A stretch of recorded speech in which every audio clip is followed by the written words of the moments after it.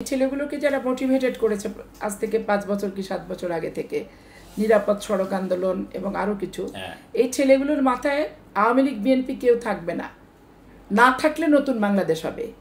Awami League BNP কেউ থাকবে না, না থাকলে নতুন বন্দোবস্ত হলো, এরকম কিছু বিচন এদের মাথায় ঢোকানো হয়েছে। কিন্তু সেই বিচন যে ওদের মাথায় পচে গোবর হয়ে গেছে, এটা ওদের মাথায় নাই। মাথার ভিতরে এজেন্ডা ঢোকানো এক জিনিস, আর এজেন্ডা বাস্তবায়ন করাটা হচ্ছে আর এক জিনিস। এদের মাথায় এই এজেন্ডা, আর জনগণের মনের ভিতর যে এজেন্ডাটা আছে সেই এজেন্ডা বাইর করা কি চারটিখানি কথা? এটা তো তাহলে 100 বছর পর দেন তারপরে এটা ভাবতে হবে, 100 বছর পরের প্রজন্ম এসে তাকে ভাবতে হবে। তো বাস্তবতার সাথে তাদের মাথায় যে এজেন্ডাটা ঢোকানো হয়েছে এটা হচ্ছে অবাস্তব। যেমন আপনি একটা জিনিস আমি এক্সাম্পল দিই, 1/11 সরকার বেগম খালেদা জিয়াকে আঘাত হানার পর তারা কিন্তু একটা পরাজয়ের দিকে চলে গেছে, ব্যর্থতার দিকে 1/11টা। ঠিক আছে, শেখ হাসিনাকে করছে, সে সবসময় হটকারিতা করে বেড়ায়, নিজের স্বার্থের ভারতীয় আধিপত্যবাদ, ভারতের প্রেসক্রিপশন মাফিক দেশ চালায়। এটা বাংলাদেশের একজন আওয়ামী লীগও বলবে যে আমি জানি না ভারত যেটা চালাচ্ছে চলছে, কি শেখ হাসিনা নিজেও জানে না ভারত যা করছে চলছে, এই যে একটা ব্যাপার। কিন্তু বিএনপির বেলায় তো সেটা না। বিএনপি সাধারণ মানুষের ভাবমূর্তিটা প্রতিফলন করারই চেষ্টা করে। এতে যদি কেউ আহত হয়, কেউ কষ্ট পায়, সেটার জন্য আমরা সরি বলতে পারি, দুঃখ প্রকাশ করতে পারি, কিন্তু সার্বজনীন যেটা ভালো সেটা আমরা করতে চাই। এখন এই যে 111 সরকারের প্রথম ভুল পদক্ষেপই ছিল বেগম জিয়াকে অ্যাটাক করা। এইটা অ্যাটাক করতে যে আলটিমেটলি মুখ থুবড়ে পড়ে গেল। কিন্তু এরা হ্যাঁ 1/11 ভোটকে বর্তমান সরকার বলে ফ্রেশ ভোট, আমি বলি এটা পাতানো ভোট, আমি বলি এটা সাজানো ভোট, আমি বলি এটা প্রহসনের ভোট, এটা সমঝোতার ভোট। কারণ এই 1/11টা তো আসিফ নজরুল, সাখাওয়াত সাহেব ইনারাই চেয়েছেন, এবং এইটা কখনো ফ্রেশ ভোট না। এটা ভারত থেকে আসছে এবং প্রত্যেকটা ক্যান্টনমেন্ট, আমার চাঁপাইনবাবগঞ্জের রেজাল্ট শিট বগুড়া ক্যান্টনমেন্টে হয়েছে, এবং আনঅফিসিয়ালি আমি তখন ডিসিএসপি দুজনই গোপালগঞ্জের ছিল। ডিসিটা যাই হোক অত বেশি খোলা মনে ছিল না, আমি আনঅফিসিয়ালি তো শুনে ফেলছি যে বগুড়া ক্যান্টনমেন্ট থেকে রেজাল্ট আসছে, সেভাবে তারা করছে। এবং প্রত্যেকটা প্রিজাইডিং অফিসারের আলাদা চেম্বার ছিল, সেই চেম্বারে কি হচ্ছে কাউকে ঢুকতে পর্যন্ত দেওয়া হয় না। কোন বাক্সতে ভোট হলো আর কোন বাক্স দিল তার কোনো ঠিক ঠিকানাই কিন্তু ছিল না।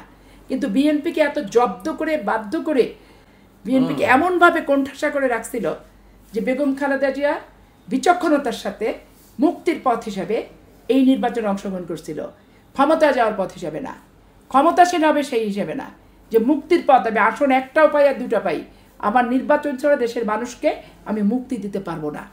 কোথায় দেখেন কত সিট 2001-এ পেয়েছে, সেখানে তারা 35টা সিট দিছে, ওইটা মেনে নিয়েই মানুষকে মুক্তি দিছে। তো এই যে স্যাক্রিফাইস বেগম খালেদা জিয়ার, এই স্যাক্রিফাইসগুলো বিবেচনা করতে হবে। বিবেচনা করে নতুন প্রজন্ম পুরাতন বন্দোবস্ত মানি না। বেগম খালেদা জিয়াকে গবেষণা করো, করে দেখো খালেদা জিয়ার ভিতরই নতুন বন্দোবস্ত আছে। সেইটা বাদ দিয়ে শুধু দুর্নাম আর বিষোদগার আর বাজে কথা বলে তোই হয় না। আপনি একটা জিনিস চিন্তা করেন, সরকার বিএনপিকে পক্ষ করে দিচ্ছে, বিএনপির বিপক্ষে কথা বলছে, এনসিপি বিএনপির বিপক্ষে কথা বলছে, নূরের মতো ছেলে বিএনপির সাথে থেকে বিএনপির বিরুদ্ধচারণ করছে। তারপরে আপনার জামাত ইসলাম তো স্থায়ীভাবে সারা জীবনই এরা বিএনপির বিপক্ষের শক্তি, এরা হচ্ছে ক্ষমতার পক্ষের শক্তি। বিএনপি ক্ষমতায় থাকলে তারা থাকবে, সুবল ভোগ করবে, বিএনপি ক্ষমতায় না থাকলে এরা বিরোধিতা করবে। 1/11 তো দেখছেন সাথে সাথে চেঞ্জ, তারপরে 91 নির্বাচনে দেখছেন, 94 সালের সাথে সাথে এরা একবারে পাল্টি খেয়ে এই মুহূর্তে দরকার তত্ত্বাবধায়ক সরকার বলে গোটা বাংলাদেশে ঘুরে বেরিয়েছে আওয়ামী লীগের সাথে থেকে। তো এদেরকে বুঝার কি আছে? এদের কোন স্বভাবটা পরিবর্তন করছে, কোন চরিত্র কোন স্বভাবটা পরিবর্তন করছে?